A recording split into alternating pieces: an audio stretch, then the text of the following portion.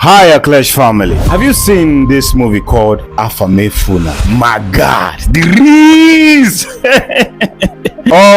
Afam Efuna is not getting the hype it should be getting. I'm serious about it. That movie is excellent. Excellent. Like, I just finished watching it.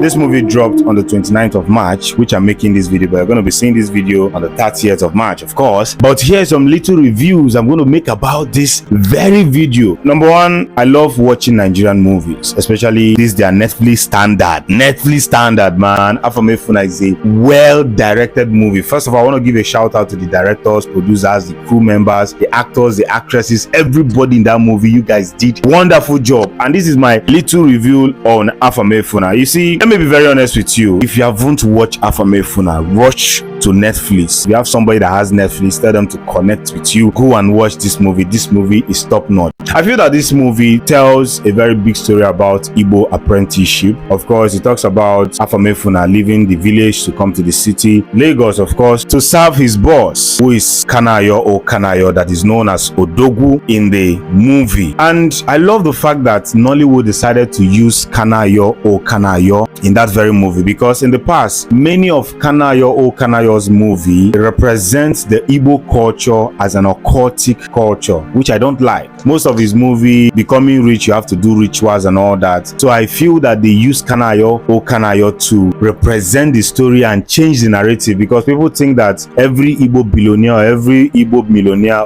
every Igbo rich man is doing money ritual. But the fact that the directors and producers chose Kanayo or Kanayo, I feel that they did a nice job there. I would have wanted Pet Edochie, of course, but Kanayo is fit for that position. Now, another person I should applaud in this video is Stan Nze, and the younger guy who acted Afam Efuna before Stan Nze came into the movie. Like, this guy acted well. By listening to his mother, it shows an average Nwa boy, an apprentice that went to his oga's place, paying attention to his mother and paying attention to his boss, not to steal his money, but be humble enough and stay the number of agreed years. He will be settled well. Then Polo, in the other side, Alex Okubo, acted very well in his own role. I love the fact that the apprentice, the Umu boy, the boys in the Odogwu shop helped themselves very well, though sometimes they had issue. That's what, normally should occur, but after having issue, they find a way of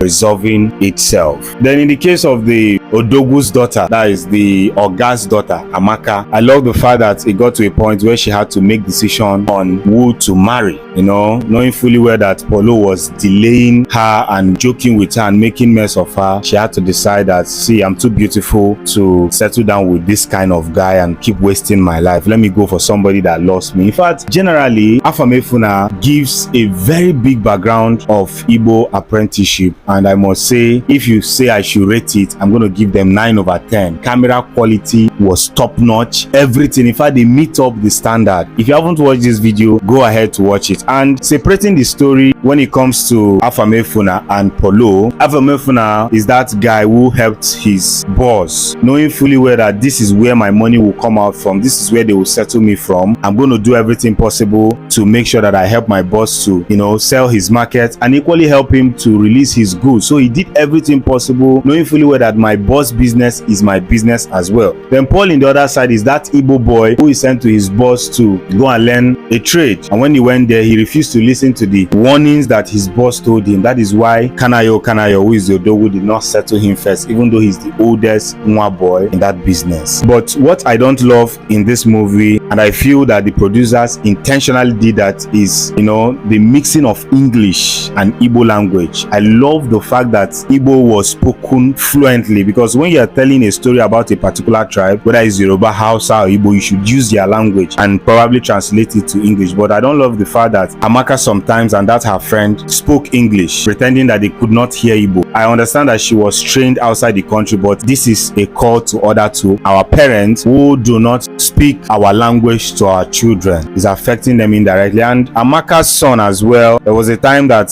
Alex Okubo talked to him in Igbo language and he said, "What's that?" That means Afam Afam Efuna and Amaka is making that same mistake which some of our parents of this generation are making by not speaking Igbo language to their children. You cannot have a child and you will not teach them the language. The language shows them where they come from, not my mama say I come from Anambra State. Well, that's all. Go and watch Afam Efuna and I can tell you that the directors and the producers did very well. Shout out to all of them behind the scene and everybody on the scene. If you enjoyed this video, do not forget to share, like and follow this page because that's the only way you can help us grow.